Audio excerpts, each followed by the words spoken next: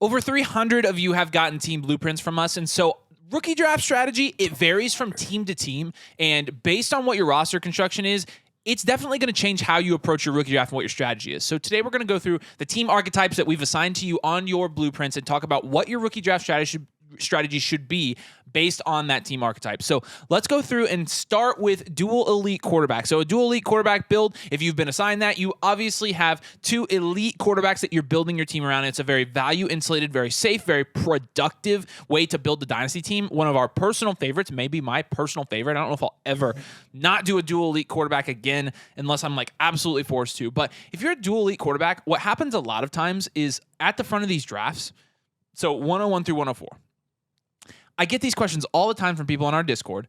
They're like, okay, so I have Patrick Mahomes and I have Anthony Richardson and I have Kirk Cousins. Yeah. So do I go Marv at 1? Okay, so first of all, if you are a dual elite QB and you have the 101, I'm trying to move back. Okay, and honestly, I think it's a good idea to move back a lot in this year's rookie draft, just given the talent up at the top, like 5 or 6 picks here. But at the same time, it doesn't mean you can't take a quarterback, because it's all about value. We're going to go back into this and back to this over and over again in this video. But a lot of people think, okay, I have to take receiver here. No, it does not guarantee that you need a wide receiver. So there is one caveat to that. This is a situation where quarterback and wide receiver are going to be in the same tier for us because, again, while team need is not the most pressing matter when you're drafting in your rookie draft, team need does come into play a little bit. And so if you're getting good value on a wide receiver here, or, you can move back and get a wide receiver, I can see why you would take one. But it doesn't mean you don't have to take a quarterback. Now, the 105 through 108, the hit rates for wide receivers in that range are a little bit better. So in our opinion, when you have a dual elite QB, you're probably going for some value insulation, especially in the offseason. Yep. Wide receivers will definitely help further insulate the value of your team with this type of team build. And we're probably not taking tight end here as well, unless it's the value pick, unless you're getting Bowers at the 108 and he goes top 5, stuff like that. But usually we're going wide receiver here on this type of team. And the 109 through 112, this is where you take either the value that's fallen to you, which we'll talk about again, or you take shots on wide receivers with first-round draft capital or the first running backs available. On a dual elite QB build, I think you have maybe the most flexibility to do things later in the draft because of the value insulation you have with your quarterbacks. You have all of the top end of your team value in quarterbacks, super safe assets. It gives you a little bit more flexibility, but it also doesn't mean you can't further insulate your value with quarterback value and then also wide receivers as you get into the 105, 108. So let's talk about wide receiver factory. Yeah, so wide receiver factory of the team blueprints that I've done for people is by far and away the most popular team archetype and is something that we just see very often. In this day and age in the NFL, wide receiver is one of the more valuable positions, especially with the volatility of running back right now, a lot of question marks there. We love seeing that value insulation with the wide receivers. And if you want one of those team blueprints where we, evaluate your team and really find what your ultimate team archetype is or could be, you can go to flockfantasy.com/domain, use code domain, sign up for the Mother Flocker tier, and then you get access to our Discord. You can submit your roster there in the Team Blueprints channel, and then we do that team blueprint for you and analyze everything, answer your questions, your follow-up questions after we submit that or send that blueprint. So you get all of our exclusives, all of that. But with Wide Receiver Factory, there is such a thing as having too many wide receivers. There is. We've seen it before. There comes a point where you're benching Tank Dell because you're flexing top 5 wide receiver. 5 of the top 16 to 24. Wide receivers are far and away the sexiest assets in Dynasty. Absolutely are. But people get so carried away with that. Yeah, they do once you get to the actual season. In the offseason, by all means, if you've got starters on your bench at the wide receiver position just because you're collecting as much value as you can, by all means do that. But when we're looking at the rookie draft and we're looking for ways that you can accumulate value, putting all of your assets in wide receivers and none in QB is a really, really bad idea. It is super duper risky, and this is something that Avery learned the hard way last year. He had one of the best teams that I've ever seen from a production standpoint, some of the best wide receivers and running backs. It wasn't close for the max points for the total points for, best team you've ever had. His QBs were Matt Stafford and Kenny Pickett, and he lost the championship because of it, and he is out a ton of value. It was worth a shot. It was a real nice try. I mean, it went undefeated until the last week. It got undefeated I got until he screwed, lost. but whatever. It really sucked. And that is going to be McCaffrey. one of the things that you're faced with when you have a wide receiver factory of that caliber. Let's make sure you're diversifying positionally and take a quarterback in super flex leagues. This is something we see a lot right now. Again, the Marvin Harrison Jr. discussion is going to continue on because it is such a topic of a conversation at the moment. People are like, I just don't believe in Caleb Williams, so I'm going to take Marvin Harrison Jr. Okay, to be that fair, is mistake 101. To be fair, Caleb Williams painted his nails pink. So I'm starting to get a little bit out of like it gets a little bit sus. Like I don't know about all this. I know. That's pretty weird, dude. I know. That's well, pretty weird. Baseball players paint their nails. Catchers do. You know, maybe he's just signaling to his center. No. He had pink nails and a pink phone to case. his like fastball. Or like I'm going to my I don't third know. option. I might be about to say some bad things about Caleb Williams on the show. So the 105 to the 108, when you're talking about wide receiver factory, is where you're going to take the QB value that falls, or any wide receiver value that presents itself. This is when we start getting into the best available value possible. But like 105 to 108. We bring up this situation all the time. CJ Stroud fell into that range last year, and people passed up on him because they didn't believe in CJ Stroud. And if you don't think that's happening this year with either Drake May or JJ McCarthy or Jaden Daniels, you're absolutely wrong. One of those guys is falling in 80% of drafts. Yeah, and that's assuming that all of them get, respectable first-round draft capital. But even the ones that don't, of the guys that do, one of them will fall to this range. Yes. It happens every year because you've got every neighbors. Single year. And I anticipate it'll most likely be Drake May. That's kind of the shot I'm calling. It's going to be awesome. People are not going to, there's going to be a lot of people that are super low on Drake May, don't believe in him, and he's going to be in this 105 to 108 range. I love it. You better take him before any other wide receiver because people were like, I'd rather have Quentin Johnston. I'd rather have JSN. I'd rather have Jahmyr Gibbs. Even Jahmyr Gibbs, who really, really, really worked out, didn't work out like CJ Stroud did. And guess what? There's going to be some QBs that go in this range in the 105 to 108 that don't hit. But the value win that you could potentially get with taking a QB at that price is so much higher than any other position. It's worth the risk because at the end of the day, all these rookies are rookies and all of them are unproven and they are just as likely to not hit as they are to hit. So why not take the ones that have the chance at increasing in value higher than anyone else in that range? 105 to 108, take that QB. 109 to 112. Think about going quarterback if available again. So this time last year, it was Will Levis in that range because he went early second. And we still don't really know what Will Levis is. Guess what? He's maintained his value. And in this range last year, Will Levis actually still wasn't a bad pick. You're taking him with Kincaid. Some people were taking Achane there. It's like, that was kind of an outlier. But at the same time, like this year with Nix and Penix, you've got two guys that are probably going to go in this range if they get like second-round draft capital. Yeah, and at this point, too, I have no issue with you taking the best tight end in a good tight end class, like Kincaid last year, or running backs may also be good choices, especially this year. A lot of people are really, really low on the running back class. And let me just tell you, just because we don't have a Bijan Robinson in this class, just because it's not the elite of the elite classes at the running back position, doesn't mean there are good assets to invest in, potentially the late first round if they get good day 2 draft capital. I'm talking about Jonathan Brooks and Trey Benson. They will most likely be going in this range. If you are a wide receiver factory and you've got that position taken care of and you took care of QB in your rookie draft or you already have good QBs as well, it's time for you to take a running back and go win your freaking league. And this is the range to do it. I love it. And rookie running backs have pretty good value insulation, especially they ones do, that, absolutely. Especially ones that go, second round. Yes. Let's go to a well-rounded team archetype. So if you're well-rounded, you're going to have a lot of flexibility here because, again, well-rounded. Flexibility? That was really cute.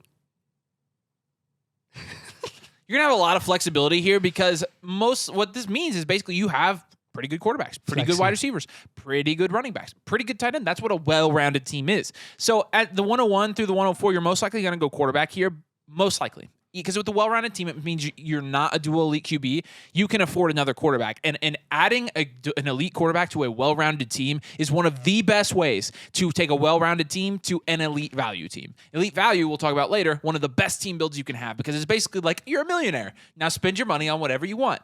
Now, important, take the value over everything on a well-rounded team. In the 105, 108, we're going to take probably one of the skill position players here, wide receiver, running back, and tight end. They're all good choices for a well-rounded team in this range. I'd say if you have an elite tight end in your well-rounded team, which you probably do, tight end is the least likely pick here. So I'm leaning wide receiver here is probably going to be my choice. Occasional running back, depending on what the draft capital is. 109 through 112. we're going to target running backs and wide receivers that have specifically gotten good draft capital. So this is not the type of team where I'm going to take a shot on somebody at the end of the first. I'm going to target guys like Xavier Worthy, who got drafted at the end of the first, like Adonai Mitchell, who got drafted at the end of the first, like Trey Benson, who got drafted early second. So hypothetically, instead of a Keon Coleman who got drafted mid-second, if that makes sense. I'm not taking shots on upside. There are definitely team builds on here that I'm shooting for upside. But for well-rounded teams, I'm looking for value insulation as I get further down in the draft. And so running backs and wide receivers with good draft capital, they fit that mold really well. Yeah. And running back heavy is going to be something that is probably the most team need dependent positions that you could possibly be in Dynasty Fantasy Football. If you have a running back heavy team archetype, it is quarterback or wide receiver, quarterback or wide receiver, quarterback or wide receiver. Wherever you're drafting in the first round, you are taking a quarterback or wide receiver. You should have the greatest sense of urgency that you've ever had in your dynasty league if you are a running back heavy archetype. Hands down. This is your 401k being 90% stocks, 90% day trade. Yeah. Like seriously, It's risky, man, and I'll tell you what, it does have payoffs sometimes. Oh, it There are does. teams that are very But running it's back risky. heavy. It is risky as heck. So you're definitely, especially talking about the volatility. If you have a really good chance at winning your league this year because you're running back heavy, make sure you are locking down those cornerstone assets that are a little more or a little less value volatile, that have a little more insulation. It's going to be quarterback or wide receiver across the board. 101 to 104 easy, 105 to 108 best player available at those respective positions. 109 to 112, we'll just say QB or wide receiver again. Tight end in parentheses because there are some good tight end values that can present themselves there. I'd say less in this class than most. Yeah. But maybe if you are JT faced, Sanders. yeah, and if you are faced with a situation where you're at the 110 and the best running back available is Jonathan Brooks, who was drafted to the Dallas Cowboys in the late second, and there's someone that really wants to get that guy, you have a running back heavy team, just trade back into the early second and you're going to get a similar caliber value play at that position or at that draft pick, and you're getting a little bit more value on top of that as well if you move back. That's something that we like to recommend to people in the late first rounds of your rookie drafts. so if you have a future value team archetype, this means that you pretty much have all the picks. good value, but you've got a lot of picks and a any terrible guys starting you have, roster. like, younger guys or guys that may be starters in the future that are looking promising to develop in the future, that are developmental guys, but tons of draft capital. So with future value, you're going quarterback up top. In the middle, you're going wide receiver, unless you go quarterback again. And then 109 to 112, you're going either quarterback or wide receiver. This Again, is you forming the skeleton of your team. If your future value, that means your current starting roster and all the veterans that you have on your team suck, and you're starting from ground zero. Ground zero means you build with QB and you build with wide receiver. yeah. Elite value, again, this is the one where it's like you're a millionaire, which So is amazing. Yeah, so elite value, you're a millionaire. You have the best of the best at every single position. This is something where when we Plus do our draft team blueprints, like we do this. We see a lot of these, more than I would expect. Because people just want people like to people flex. just want to flex. Yeah. Code domain if you want to flex. Codomain 101 flex to on us. 104. QB or wide receiver, keep taking upside shots. Upside is everything if you have an elite value team. And generally, what are the positions that offer the most value upside? Quarterback when you're going early, wide receiver in that mid-range. In the mid-range, actually, any position here, again, taking shots on high upside players. Yeah. Running backs can have some of the highest upside in the late first round if they get good day two draft capital. Those are good targets in the late first and early second, especially in this year's class. So on an elite value team in the 101 through 104, I'll take Jaden Daniels here over Drake May. Yes. Because I'm shooting for that upside. Yep. Okay, last year I was taking Anthony Richardson over Bryce Young, over CJ Stroud, no matter what. The 105 through 108, you said any position, but again, high upside players. So here, for example, this year I might be taking Xavier Worthy here at the 108 because if Xavier Worthy's in that value tier and I'm not reaching from a value standpoint, I'd probably avoid McConkey. I'm avoiding somebody safe like McConkey. Exactly. I'm going for guys that have the highest ceiling. Brian Thomas Jr. is a guy I would definitely be taking Brian Thomas Adonai Jr. Mitchell would be he'd be a luxury pick. He man. is an elite value for an elite value pick. team for sure. If you're an elite value team, again, you've got so much room to work with that just getting more value is you're like going to get to the point where it's the law of diminishing returns. Like it's only going to help you so much. So take the shots. And again, running backs are great shots. Like late first, early second, I'm taking running back on the elite value team all day. Yep. Hard rebuild. This one's easy. This is very similar to future value. It's just more like If you're in a hard No, rebuild, this is hard rebuild is future value, but you don't have good assets. Any good assets, Yes, like correct. at so all. hard rebuild is including the picks. worst. Is really the worst team build, which we have these, and you guys even acknowledge you have these teams. From the 101 to the 104, you're taking quarterback or wide receiver with some serious value insulation, and you're going to target draft capital. So Drake May, if he goes over Jaden Daniels, here I'm taking Drake May and not Jaden Daniels. In a hard rebuild, we are often recommending people with the early picks like this in your rookie draft to trade back because you're just trying to get as many assets as you can and not investing all of them in a single asset, because if they fail, then you're going to lose out on a ton of future value. And the best way to rebuild a dynasty team is to down tier. Yep. So down tier, down tier, down tier, down tier. That's number one for all of these. 105 through 108, exact same thing. QB, wide receiver, value insulation, draft capital. It's actually the same thing all the way through. Yep. On this team archetype, you are trying to trade back and add assets that are going to insulate your value as much as can, not down tiering and getting Javonte Williams on. No. You get value insulation. You get a wide receiver or quarterback and the pick. And then you draft another quarterback or wide receiver with the best draft capital. Here, I'd take Ladd McConkey over taking Adonai Mitchell. Ladd McConkey got better draft capital. You're just trying to get safety. You're trying to get safety. Hard rebuild means you suck. Like, Yes. It means your dynasty team's bad and you're not going to win money. So, last one. 1 year reload. This is one of the rarer This is one of the team archetypes that we see. And it's just because it's an odd situation that some people find themselves in. You've got a lot of productive veteran assets who you really need to let die on your roster, because if you ship them off, you're not getting enough value in return. You're probably getting a bunch of seconds. And you have, in the midst of those productive assets, some cornerstone pieces that maybe aren't productive and you maybe don't have a ton of good depth, but you have some draft capital. So it's like, okay, let me just try to move some of these assets around. Let me try to get a little less value volatile. Let me try to go for team needs, see if I can't, maybe potentially contend again this year, but ultimately just try to avoid the multi-year rebuild that I could be faced with if I didn't make some significant moves this season. So that said, if you have a pick in the 101 to 104 range as a 1 year reload, I am going for your most value deficient position. When you're reloading, the idea behind reloading is you're moving assets around and you're collecting assets to avoid, again, that multi-year rebuild. How do you avoid the multi-year rebuild? By saving those value deficient positions. Please do that. If it's quarterback, go take the QB. Even if you don't love Drake May, go take Drake May. Even if you don't love Caleb Williams and you have the 101 for some reason, take Caleb Williams over Marvin Harrison Jr. He is going to, if that's your need at the quarterback position. 105 to 108, we are generally going to say just go ahead and take wide receiver there. Yeah. That's probably, again, unless you're faced with this I'm landing Drake May, then obviously take him there. But in general, we'll just say wide receiver, that's going to be the safe play, most value insulated position in Dynasty Fantasy Football. That's going to help you regardless of whether you're a reload or wherever. 109 to 112. We actually like running backs in this range for 1 year reloads, and we're really going to stick to our guns there. As a reload, when you invest in running backs as rookies that get decent draft capital and they haven't skyrocketed up boards yet because they haven't produced yet, you're in a really good situation, because when you reload, the intention is to contend the year after you reload. Yes. Meaning you end up with a good running back in this range who actually ends up being productive. You're looking real pretty in 2025, for example. Yes. All right. Look.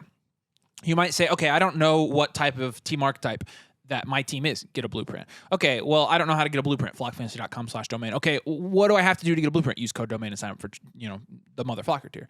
Well, what's going to happen when I get the blueprint? Well, we're going to do the blueprint for you, Nathan and I, and then we're going to send it to you, and then you're going to be able to talk with us one-on-one anytime you want about how to build your dynasty team. Well, what if I really want a blueprint? Flockfantasy.com/domain. Well, what if I get a blueprint and I want to keep asking you questions? I just said that. Well, what if I did this for 45 or 50 minutes and we just had an hour-long video of me asking hypothetical questions? Well, then people would probably get bored. Probably. All right. Potentially. Like the video. Make sure you subscribe. Get a team blueprint. Like I said, the link is down below. And we're here to help you. The reason we know this works is because we've done this. We're idiots, but we do win monies in our Dynasty League. And that's what we're trying to help you do. And it's cool. Because money is cool. All right. Appreciate you guys. See you later.